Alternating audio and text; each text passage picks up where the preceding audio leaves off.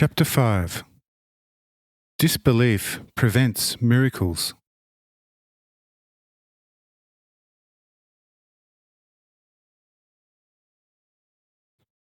But we now head straight for Nazareth, because I was determined to visit Nazareth once again and to rest a little at home, and on this occasion to kindle the light of truth for the very unstable Nazarenes.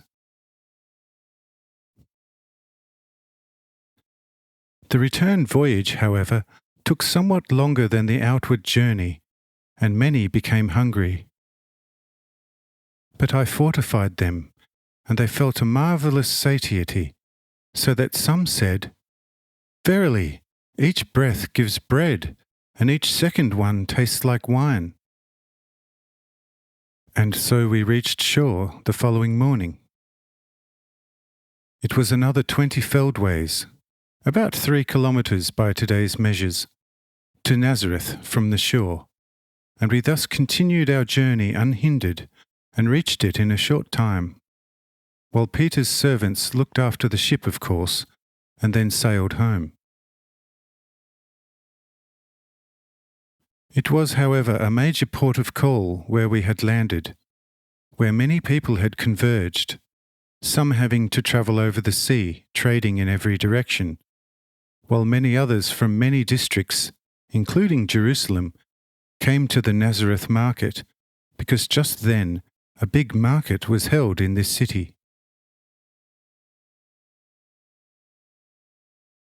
But when it became known in port that I had arrived in Peter's boat, those who had intended to travel over the sea for business remained, and a huge crowd therefore moved to Nazareth with me. I and my disciples betook ourselves to my, that is, now Mother Mary's house, who was at home with the 3 eldest sons and 4 maidens who had already in Joseph's time, when I was still a child, been taken on and reared as children. Mary and the entire household now put their hands to preparing an abundant morning meal, of which we already had much need, especially the disciples, who had already gone a day and nearly a night without food. The meal was soon ready, and we sat down and ate and drank. After the meal we said thanks, and rose to go to the city to watch the tumult a little. But we could hardly get out of the house because of the great crowd that had quartered itself there, mainly from curiosity, but also partly for contemptuous spying, with only an inferior part out of real need.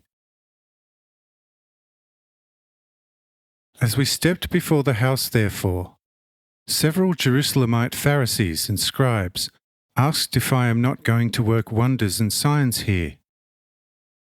But I said to them earnestly and decisively, "None, because of your unbelief." Upon this decisive no, they began to scatter, and some murmured and whispered into each other's ears, "He is scared of the Jerusalemite lords and does not dare."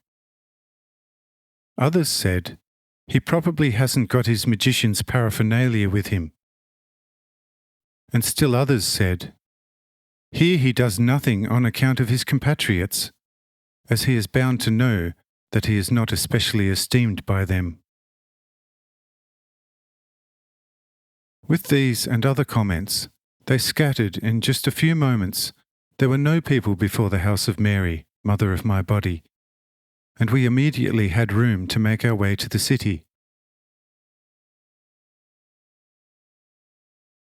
There we dropped in on a synagogue, where every Jew who had something to say was able to contribute before 3 scribes seated on high, or voice any complaint either personally or on behalf of a community against any priests or scribes appointed there by Jerusalem.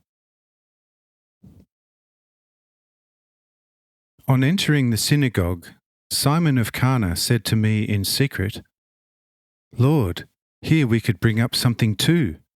We should not be short of complaints."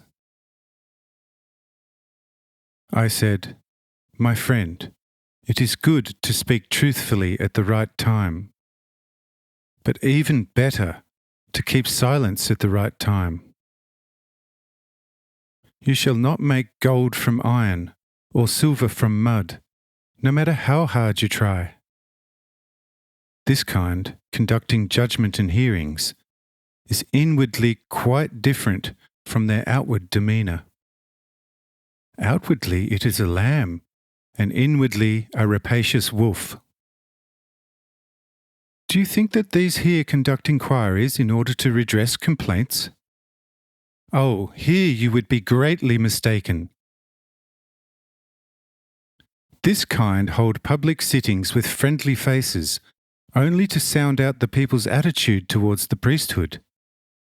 Believe me, today you obtain a friendly hearing, and tomorrow you are put in prison for a year of flogging with serpents.